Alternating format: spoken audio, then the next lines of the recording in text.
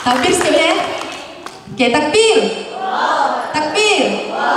Takbir.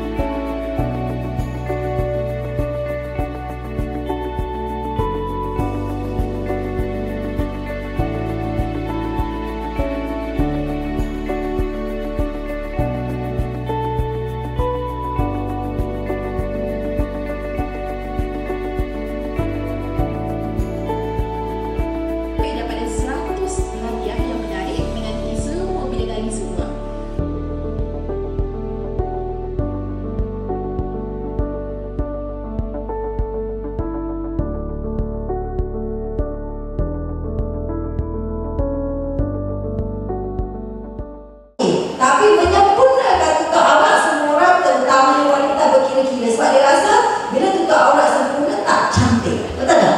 Kalaulah dia rasa tutup aurat sempurna cantik, mesti dia pakai lama dah, betul tak?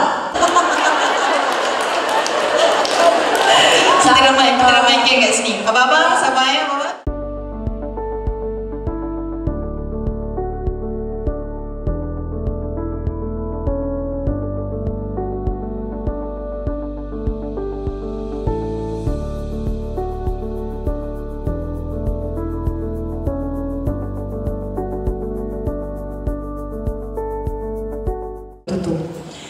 Dan doa ibu kita tak tahu kan, kadang-kadang ibu ni doa rahsia-rahsia kan.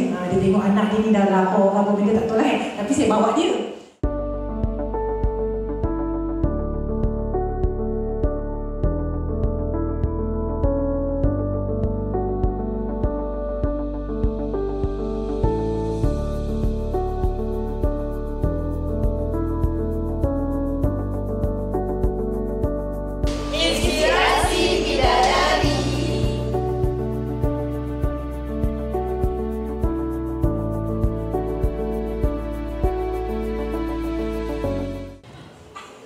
Kecil tak?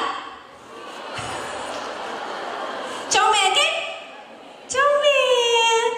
Cutesy. Ini saiz grande. Siapakah yang sesuai pakai beg besar macam ni? Mama dan anak. Grande lah.